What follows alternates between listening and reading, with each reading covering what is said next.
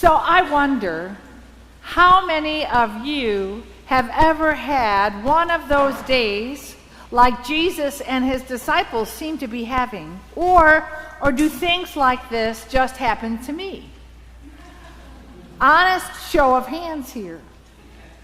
How many of you have ever had to eat in your car while you're running from one appointment to another?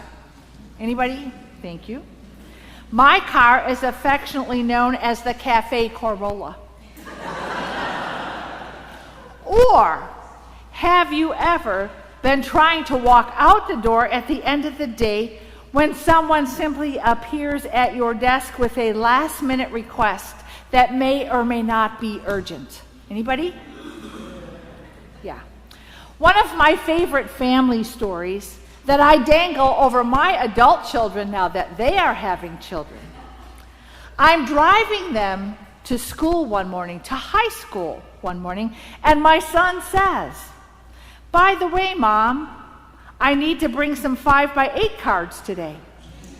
And so we race into the local grocery store because it's the only thing open at 7 a.m. and it's on our way to school.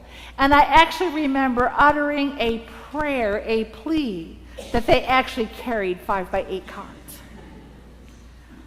I will admit, as a confession to you, there were times in my first vocation when I actually had my day planned out to the minute and knew exactly how many minutes it took me to get places.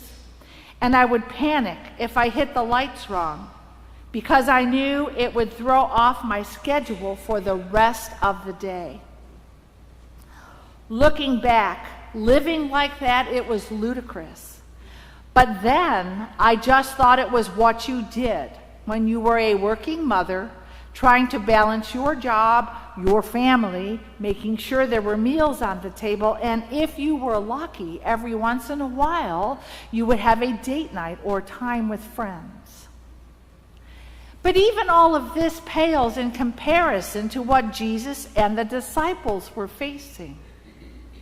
We are at the point in Mark's gospel when they've achieved nothing short of rock star fame, despite the absence of a Facebook page or a Twitter feed. They barely have enough time to regroup and let Jesus know about their amazing success.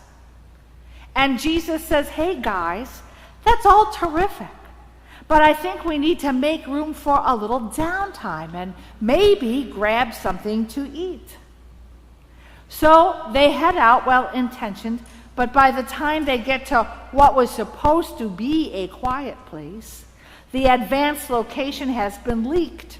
And when Jesus gets off the boat and he sees how needy people are, he's absolutely heartbroken. Instead of sending them away or trying to melt into the crowd, we are told he begins to teach them about many things. Initially, I'm heartened that even Jesus can't seem to say no, because it seems to actually suggest that he endorses this idea that yes, you can fit in that one more thing. You can be all things to all people you love. You can, as culture tries to tell us, have it all. If you just try a little harder, if you plan a little better, if you fine-tune your organizational skill. I recently watched a video by Lutheran pastor Nadia Bolz-Weber, who shared that in her own too busy life, she learned to hear, "You can have it all," not as a liberation, but as an accusation. Because having it all meant that if only she was able to figure out how to successfully keep all those plates spinning, she must be doing the work God had ordained her to do. And it was going pretty well for her until one day she unwittingly let a plate drop. And she hurt someone she loved very much. And she was met not with anger or disapproval, but with forgiveness and love. That was when she realized Jesus did not expect her to live like that and was giving her permission to let the plates drop. What we don't hear today in this truncated passage from Mark is verse 45, where Jesus sends the disciples off ahead of him and climbs the mountain to pray. Or Mark 7:24, he entered a house where he didn't think he would be found. Or Mark 11:12, the next day as they were leaving Bethany, Jesus was hungry. And there's Luke 5:16. As often as possible, Jesus withdrew to out-of-the-way places to pray. And in Matthew 8:24, Jesus was sleeping. If even Jesus found it challenging to make time to rest, eat, sleep, and engage in other kinds of appropriate self-care, then he understands our own struggle better than we might imagine. Even more importantly, his repeated examples of being creative and persistent and making sure his own glass is filled gives us permission to do the same thing. God does not want a wrung out, worn out, exhausted version of who God created us to be. We are of no use to the world, to our families, to this community, when we allow ourselves to overfunction to the point of emptiness because it will somehow be better if we can just do one more thing. And besides, have you heard this? If we don't do it, nobody else will. And I think there is a wider application for us as a community of faith, don't you?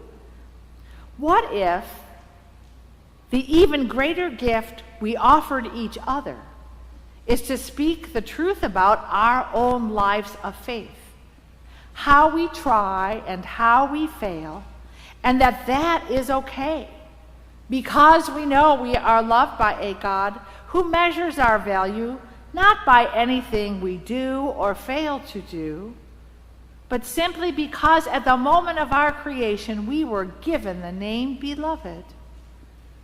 That our worthiness is not tied into our busyness. That we found an even better way to be in this world than having it all.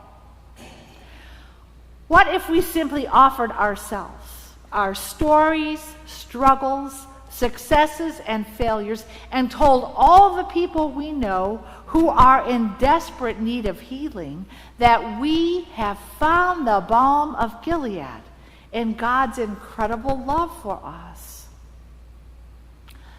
What if word got out that we here are the place in Lake Forest where when you walk through the doors, you will find a safe place to be your unvarnished, unfinished, beautiful, and holy self, where we practice and sometimes succeed in loving one another, not because of what we do, but actually sometimes in spite of what we do. That more than what we do here, we value who we are here. Who knows what might happen if we offered our lived out faith as the fringe of Christ's cloak and invited other people to touch it and be healed? After all, Jesus' only advertising was word of mouth. Amen.